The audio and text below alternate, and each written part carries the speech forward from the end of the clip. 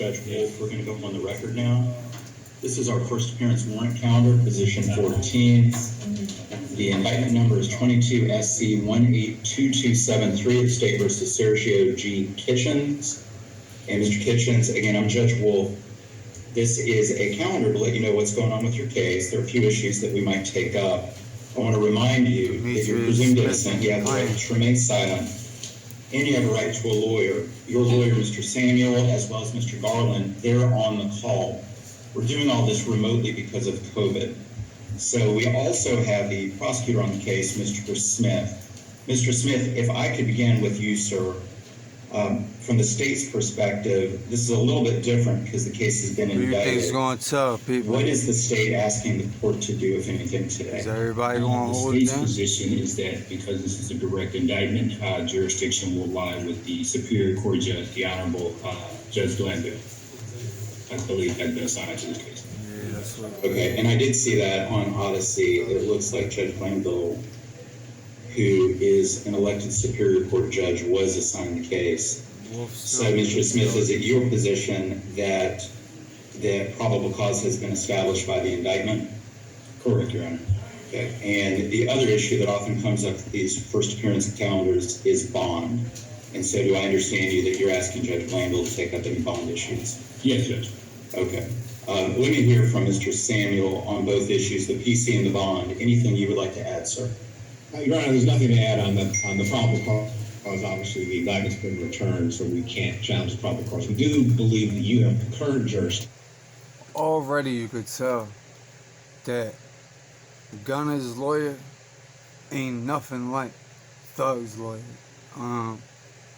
Thug's lawyer and the judge talked right beforehand, and the judge said, you know, it's always nice to see you and all this. You could tell that they're in the same groups together. You could tell this guy is the outsider. I don't know, man. Let's just see. The indictment's been returned, so we can't challenge the probable cause. We do believe that you have concurrent jurisdiction to consider bond. This is a case in which Mr. Kitchens is, I'm sure you haven't had time to read through the indictment in this case, but the allegations, just reading the indictment itself and nothing more, it is so clear that he is entitled to bond. There are, in essence, 2 traffic offenses, not trafficking, but motor vehicle traffic offenses that are alleged. I represented him in one of those cases, and he was found guilty of a window tint violation. That's the Rico allegation with regard to 4 or 5 of the paragraphs of the Rico indictment. The other one claims that he was speeding and got a speeding ticket. Actually wasn't even the driver. And someone in another car had a gun. With regard to, and the only other allegations in the Rico indictment involves lyrics for some of his songs, some of which are some of the most internationally famous songs right now. Top songs on Billboard, #1 albums in the country, and the prosecution has indicted him, alleging those lyrics as being part of the reasons why he's guilty of a Rico offense. Wow. He voluntarily surrendered yesterday. He wasn't picked up. We called the sheriff, said, we're coming down. We know the indictment was just returned. I talked to the DA, Mr. Geary, told him we were coming down. Nobody had to go pick him up. He poses no risk of flight at all. He's been born and raised in Georgia, been here his whole time. His mother is sitting across the table from me here in my office. He better get that. And he has no felony convictions of any kind. We are sitting here in jail at this point on a Rico allegation involving 2 motor vehicle offenses plus lyrics. And that is it, Your Honor. Wow. And to have to wait for however many weeks it's going to take to get on the calendar with Judge Glanville, you know, on 26 defendants in this case. And you know, I think you have concurrent jurisdiction. I've had plenty of cases where magistrates have set bond in cases. This isn't a case in which the magistrate lacks jurisdiction to set bond. It's not one of the 7 deadly sins. May I ask a question? And I apologize for cutting off Mr. Samuel. That's okay. I want to just deal with that threshold question first. The court does tend to agree with some of what you said, that this isn't one of those offenses where bond would only go to a superior court judge. There is concurrent jurisdiction on the bond. Whose screen you want? But I do want to hear from Full Mr. screen, Smith from the state. Whose screen? Is there, Whoever's talking. you're saying that you would rather Judge Glanville hear the bond, correct? Judge, what I'm saying is that this case has been indicted, and this has already been assigned to Glanville. So I believe jurisdiction lies with Judge Glanville. She's a nut. And so, do you have any legal authority at this point to say that the court does or does not have authority to consider bond today? I can pull it for you, Judge. Come But on. again, with it already being assigned, I believe it's the jurisdiction of the Superior Court. But I can get that for you. And is there, Mr. Samuel, I appreciate that, Mr. Samuel suggests that there's no court date scheduled before Judge Glanville. You might have said this earlier, but when was it indicted? Indicted. The 9th, Your Honor. The 9th. Yeah. Okay, 2 days ago.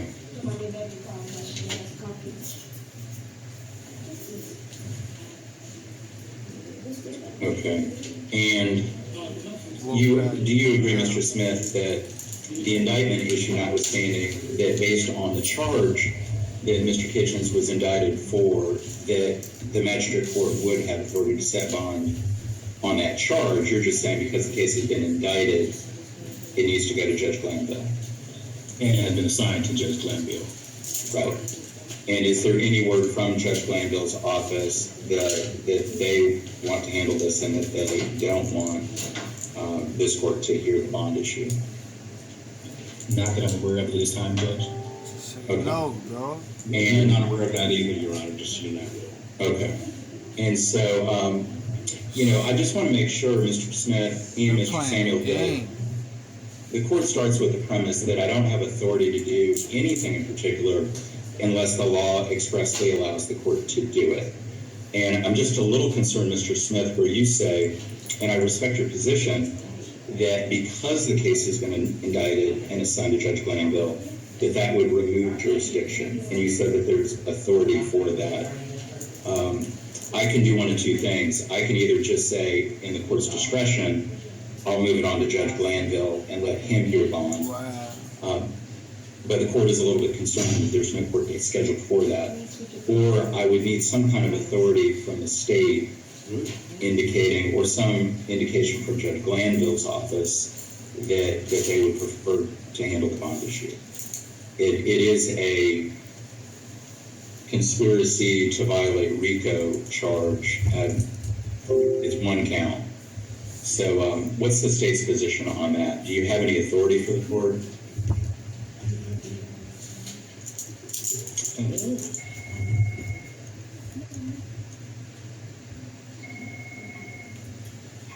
Just, may I have a brief moment, Judge? Yes, of course. And I don't want to rush you. I don't want to rush either side. I want to get the relevant authority for you to show that it's within the jurisdiction of the Superior Court. Oh, thank you. And Mr. Smith, you can check your email. I sent you a copy of it. Okay.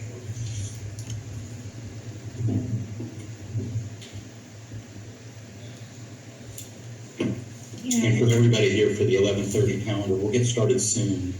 I appreciate everybody's patience. We'll resolve this case one way or the other in the next several minutes. Your Honor, I just want to clarify that which case are we dealing with right now? It's position 14 on the first appearance warrant calendar. It's 22 SC 182273. Thank you. Yes. And good morning to you, Ms. Matthews. Good morning, Your Honor.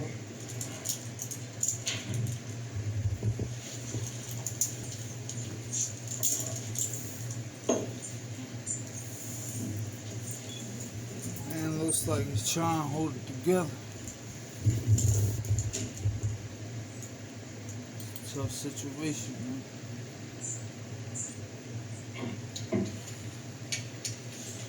See, I don't know how long he knew them boys like that and all that, so. but I know he's thinking. He just look.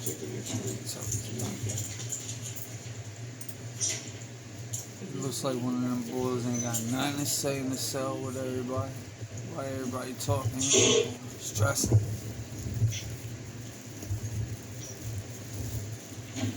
Looking at 2021 EX001071, an order delegating the setting of bail. It was filed June 11th, 2021, and it does give this schedule. It's signed by Judge Brasher as the Chief Judge of the Superior Court of Fulton County Atlanta Judicial Circuit. One of the things that it says is that the judges of the Superior Court of Fulton County Atlanta Judicial Circuit hereby order and authorize the delegation of the authority to set bonds to magistrate and state courts. And I want to say to you, Mr. Kitchens, I'm a magistrate court judge. The delegation of the authority to set bonds to magistrate and state court judges for a period of 1 year, so we're still under that year, pursuant to OCGA 176(1)H, under the following conditions. And we've already mentioned that there are certain charges not before the court today, not delegated for any case, regardless of the charges involved, that has been indicted and assigned to the docket of a Superior Court judge. So I do want to hear from Mr. Samuel. You were talking about Rule 26.1. I want to give both sides ample opportunity to argue this issue. The court is sensitive to any defendant in jail without bond, but I also must follow and respectfully follow Judge Brasher's order, as well as the laws and constitution of our state. So with that, Mr. Samuel, we can get you a copy of that delegating order, but it seems to speak directly to this situation. It does. I don't have a copy of the delegating order. I still maintain that you have concurrent jurisdiction both by statute and by the uniform rules, and I'm not sure that Judge Brasher necessarily was absolutely depriving you of the ability to do it, because there's plenty of cases where magistrates do it. We have no word from Judge Glanville saying that, you know, with a 26 defendant case, he's going to, you know, suspend everything else, the important matters that he has, and deprive the magistrate of, you know, your expertise to grant bonds. And especially, as I said, in a case like this where, you know, the defendant's in custody, he turns himself in, voluntarily surrenders, there's no allegations of violence, there's no allegations of flight, no allegations of any danger to the community. And, you know, Judge Glanville, for all we know, is going to, you know, set this down for a hearing sometime in June or July, because it's just a 26 defendant case. And I think that, you know, given your authority, let the prosecution appeal if they want to appeal the granting of bond in this case. They have the authority to appeal, and see if you know, Judge Glanville, he may very well welcome having you give him assistance. You know, we all trust you, Judge Wolf. You've been around longer than, not everybody, but most people. And so we think you ought to hear from us on bond. Okay. Well, I will dispute two things you said about any expertise I have, and also that I could help Judge Glanville in any way. He does a fine job and doesn't need my help. I just take the reading of that order from Judge Brasher. It's something that I apply regularly when I handle these calendars, and I'm not going to make an exception today. So respectfully, all those bond issues are absolutely relevant, Mr. Kitchens, but they need to be taken up before Judge Glanville, because he was assigned the indicted case. If you were just in front of me, like a lot of other people on this calendar, unindicted, then absolutely I would consider bond. But I don't have the authority to do it today. So any other issues need to go before Judge Glanville. And so with that, is there, Mr. Samuel, anything else for the defense that I can say or address? The only thing I can say, Your Honor, is that we will contact Judge Glanville's office. We've been trying to reach over there today, and see if he will authorize you to consider bond, and hopefully we can get back before you, maybe not later today, but within a day or so, to see if he will authorize you to do it, notwithstanding Judge Brasher's standing order. And I appreciate that. Court's always here to serve everybody, in, you know, in a neutral, even-handed way. And so if that situation arises, we're here. And so in the meantime, Mr. Samuel, Mr. Garland, very good to see both of y'all. Do you have any other cases on the calendar? Still got hope. Nothing else from the defense, Your Honor. Okay, well, be safe. Hope to see both of you soon. Okay. And before you, this case. Judge, just want to point out, again, similar situation as well yesterday. The court declined to hear it, so kind of echo your ruling today, Judge. Okay. And Mr. Smith, if you don't have any other business on calendar, you're excused, but both sides are welcome to stay with us. It's no problem. I do believe I have a few more positions on the calendar, Judge, so I'll stick around. Okay, we'll try to get you out of here as fast as we can. Mr. Kitchens, that's the order of the court. It's kind of a non-order. Everything needs to go in front of Judge Blanco. So good luck with everything. If you have any questions, please see Mr. Samuel. Thank you, Your Honor. Okay, thank you. Be safe.